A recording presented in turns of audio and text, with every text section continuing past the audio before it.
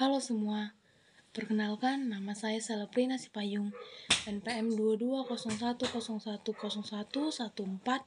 dari grup PGA 3 dan dosen pengampu Bapak Rudiarman Purba, SPD MPD dari mata kuliah pengantar pendidikan.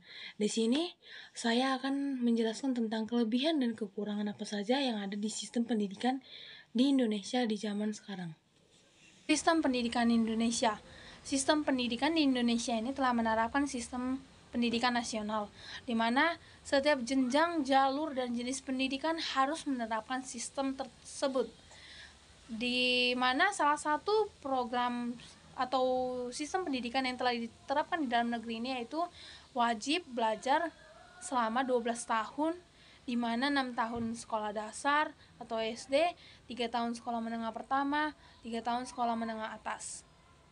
Adapun beberapa sistem lain yaitu yang pertama, sistem pendidikan terbuka, di mana sistem ini berguna untuk mendorong peserta didik untuk meningkatkan inovasi, kreativitas, serta kemampuan kerjasama dengan teman sekelasnya.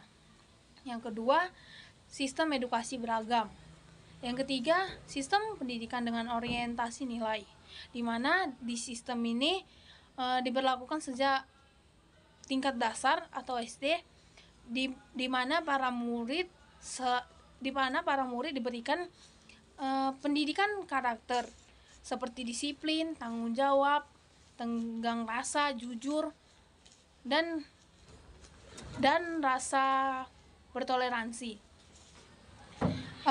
Yang keempat, ada sistem pendidikan efisien atau sistem edukasi efisien dalam pengaturan waktu. Yang kelima itu ada sistem pendidikan sesuai perubahan zaman. Adapun kelebihan dan kekurangan dari sistem ini yaitu kelebihannya yang pertama, biaya pendidikan yang terjangkau. Itu maksudnya kayak para peserta didik tidak perlu membayar fasilitas sekolah karena semuanya telah ditanggung atau dibayar oleh negara. Yang kedua, sistem yang transparan. Yang ketiga, kurikulum yang disusun oleh orang-orang yang ahli dan berpengalaman. Yang keempat itu, pertimbangan penerimaan siswa lebih mudah. Itu maksudnya kayak dulu kan dalam penerimaan siswa itu ada pemilihan kayak sekolah ini sekolah unggul, atau sekolah ini lebih banyak menerima siswa yang berprestasi. Tapi sekarang itu sudah tidak ada lagi karena sudah diberlakukan sistem zonasi, di mana seluruh siswa atau seluruh murid yang tamatan ingin melanjut sekolah hanya bisa melanjut di sekolah yang ada di daerah mereka, tidak bisa ke luar karena adanya sistem zonasi. Adapun kekurangan dalam sistem pendidikan ini yaitu yang pertama, penyebaran sarana pendidikan yang tidak merata.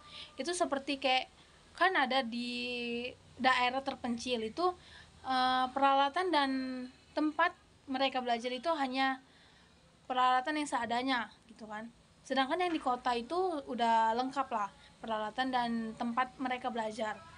Yang kedua itu tenaga pendidik yang belum merata. Itu seperti kayak di daerah terpencil itu kan hanya sedikit yang ingin mengajar di sana, sedangkan kebanyakan guru itu mengajar di daerah perkotaan. Yang ketiga itu ada kurikulum yang masih bersifat teoritis.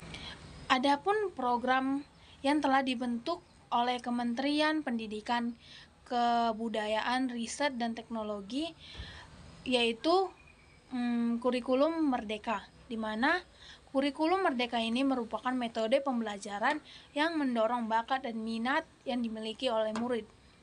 Dalam program atau metode ini, gurulah yang memiliki keleluasaan untuk memilih berbagai perangkat ajar agar pembelajaran dapat menyesuaikan dengan kebutuhan belajar dan minat murid.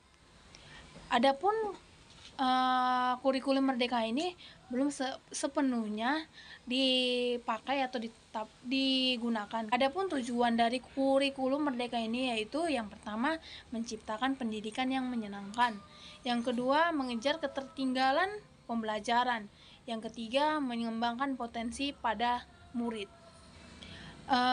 Dalam program ini juga memiliki kelebihan dan kekurangan, di mana kelebihannya yaitu yang pertama sederhana tapi lebih fokus. Yang kedua lebih merdeka, maksudnya lebih merdeka dalam pembelajaran, di mana murid dibebaskan untuk melihat mata pelajaran yang sesuai minat, bakat, dan aspirasinya. Yang ketiga itu lebih interaktif. Adapun kekurangan dalam kurikulum Merdeka ini yaitu yang pertama kurang matang dalam persiapannya, di mana mengingat pembentukan kurikulum ini kan telah diterapkan pada 22 Februari tahun 2022 yang lalu.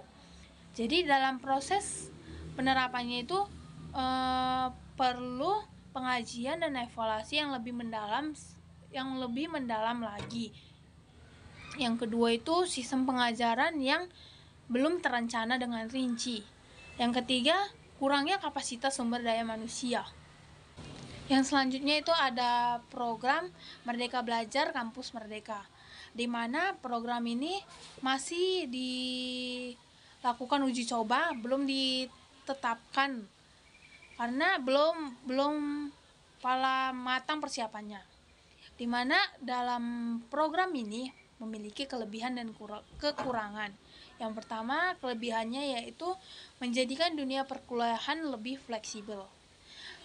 Menteri Pendidikan di Indonesia, Nadiem Makarim, mengungkapkan bahwa tujuan utama dari program Merdeka Belajar adalah melepas belenggu kampus agar lebih mudah bergerak, sehingga para mahasiswa belajar lebih dalam mengetahui perannya sebagai mahasiswa dengan baik. Yang kedua itu memberikan kesempatan mahasiswa untuk mendalami studi yang diambil. Yang ketiga itu memberikan wadah kepada mahasiswa untuk terjun ke masyarakat. Yang keempat itu bisa mempersiapkan diri untuk terjun di dunia kerja. Tapi dalam program ini memiliki kekurangan, yaitu yang pertama, adapun kekurangan dari program ini yaitu yang pertama dinilai belum begitu matang dalam persiapannya. Yang kedua, pendidikan dan pengajaran yang belum terencana dengan baik. Pendidikan di Indonesia sendiri sedang berupaya meningkatkan sistem pembelajaran untuk mewujudkan suasana belajar bagi peserta didik agar lebih aktif dalam meningkatkan kemampuan di segala bidang. Yang ketiga, di mana persiapan sumber daya manusia yang belum terstruktur. Baiklah, demikianlah penjelasan dari saya tentang kelemahan dan kelebihan dari sistem pendidikan Indonesia sekarang ini. Kurang dan lebihnya saya mohon maaf. Sekian dan terima kasih.